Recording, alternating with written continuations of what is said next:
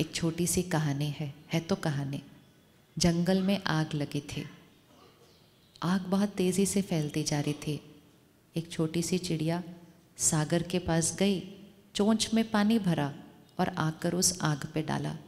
फिर गई, चोंच में पानी भरा, आकर आग पे डाला। फिर गई, सागर से पानी भरा, फिर आग पे डाला। तो किसी ने उसको कहा कि हे चिड़िया, तुमको क्या लगता है तुम्हारे इस चोंच भरे पानी से ये आग बुझने वाली है क्या? तो उस चिड़िया ने बहुत प्यार से कहा, जब इतिहास लिखा जाएगा तब 3 तरह के लोग होंगे। एक, जिन्होंने आग लगाई। दूसरे, जो सिर्फ आग को जलता हुआ देखते रहे। और तीसरा, जिसने आग बुझाई। तो चिड़िया ने कहा, मेरा नाम आग बुझाने वाली साइड पर होना चाहिए। अभी हम ताली बाद में बजाएंगे, पहले आप बताओ आपका नाम कहाँ होना चाहिए। चिड़िया तो कहानी है, कोई चिड़िया नहीं थी ऐसी, वो तो कहानी है। लेकिन ये कहानी सुनकर ही हमें अच्छा लग जाता है, क्योंकि हमारा मूल संस्कार कौन सा है? आग बुझाने वाला संस्कार है। लेकिन जब हम अपने मूल संस्कार को भूल जाते हैं तो कभी कभी हम आग लगाने वाला संस्कार ला देते हैं। आग कौन सी है? विकारों की अग्नि।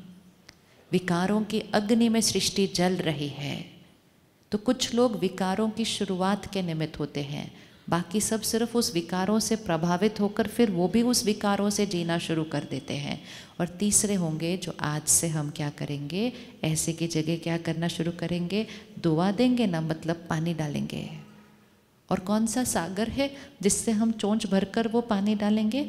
वो है सर्वशक्तिवान, प्यार का सागर, शांति का सागर, सुख का सागर। उस निराकार परमात्मा से अपनी चोंच में पानी भरेंगे, मतलब उस शक्तियों को अपने अंदर भरेंगे और उस अग्नि पर डालते जाएंगे। अब सिर्फ ध्यान दो, आज सारा दिन में मुझे अग्नि बुझाकर पानी डालना है, तो मुझे सारा दिन आज क्या करना है? कोई अगर मुझसे गलत तरह से व्यवहार करेगा तो मुझे क्या करना है? फिर ईंट का जवाब किससे देना है? किससे देना है? ईंट का जवाब किससे देना है? कलयुग में क्या सिखाते हैं? ईंट का जवाब किससे देना है? देखो, किसी ने बोला होगा, कोई एक नहीं बोला होगा, ये कोई सारे तो बोलते नहीं इकट्ठे कभी, किसी एक ने बोला होगा ईंट का जवाब पत्थर से दो।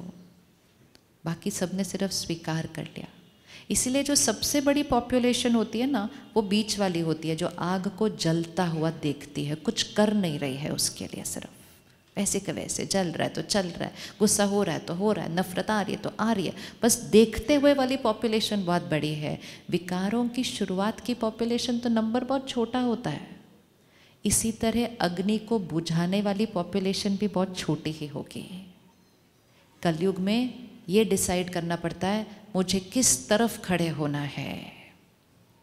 चाहे एक बहुत ज़रूरी संस्कार जो इस युग में चाहिए, सही के लिए खड़े होंगे अगर अकेले हैं तो भी। सही के लिए खड़े होंगे अगर अकेले हैं तो भी। ज़रूरत है कि नहीं इस संस्कार की? और आपको पता है इस संस्कार की सबसे ज़्यादा ज़रूरत किसको है? आपके बच्चों को।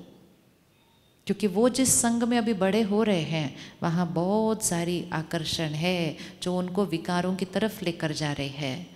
उनकी मर्यादाएं वो नहीं कहती हैं, उनके घर के संस्कार भी उनको वो नहीं सिखाते हैं, लेकिन संग का रंग। तो उन बच्चों के अंदर हमें वो शक्ति देनी है कि आप एक खड़े रहो लेकिन सही पर खड़े रहो।